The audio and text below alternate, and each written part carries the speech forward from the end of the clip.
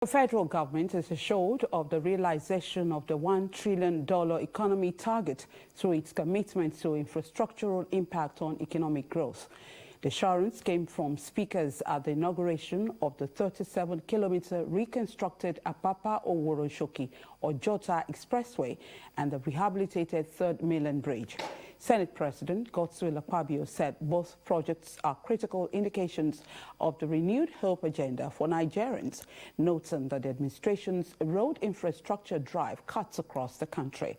The Senate President expressed delight that the reconstructed Apapa Oworonsoki, Ojota Expressway, and the ongoing Lagos-Calabar Coastal Highway will guarantee rapid economic development of Lagos State and the country. Witnessing today, hope renewed, not just for Lagos, but for the whole of this country.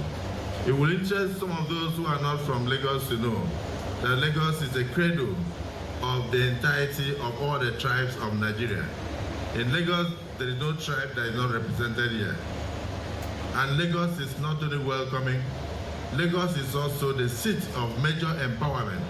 Lagos is also the only city in the whole of West Africa that any child that comes from anywhere is sure to have employment opportunities.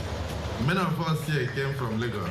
Lagos welcomes all of us, and Lagos must not be neglected. Its concrete pavement was started by Minister of Works David Umahi described the reconstructed Apapa Oworonsoki Ojota Expressway as a testament of the high-value technology, noting that the road will last 50 to 100 years as against the asphalt.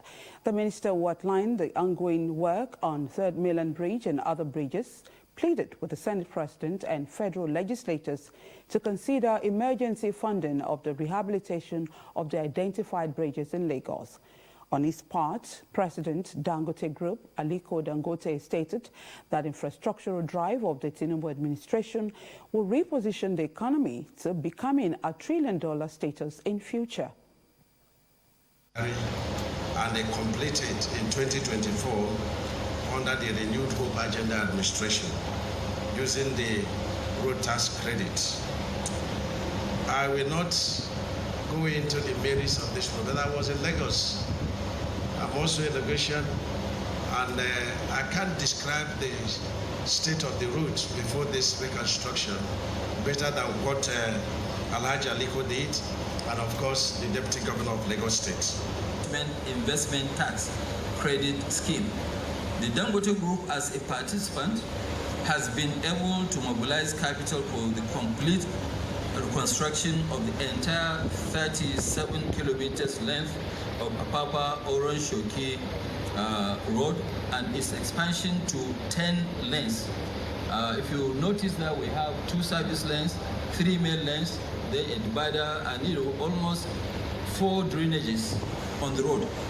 So that actually makes this road a great road. Third Mainland Bridge.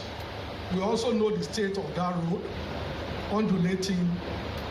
And a lot of people will probably not appreciate that there are 2 components of what happened. The subsoil was actually also fixed on the ground so that at least the bridge is stable, because the bridge is about almost 40 years old. And naturally, it needs to be rehabilitated and be maintained.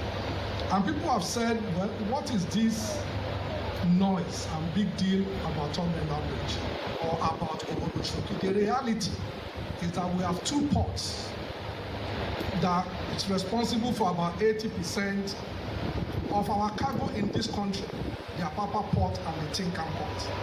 Therefore, taking off loads that go all the way to the east, to the Middle East, to the north, that road needs to be well fixed. So, bringing all this together, we are very happy that all these roads have now been fixed. The Third Mainland Bridge, about 13 kilometers of it, with all the expansion joints. Governors of Ogun, Ondo, Imo, Katsina, and Yobe states attended the event.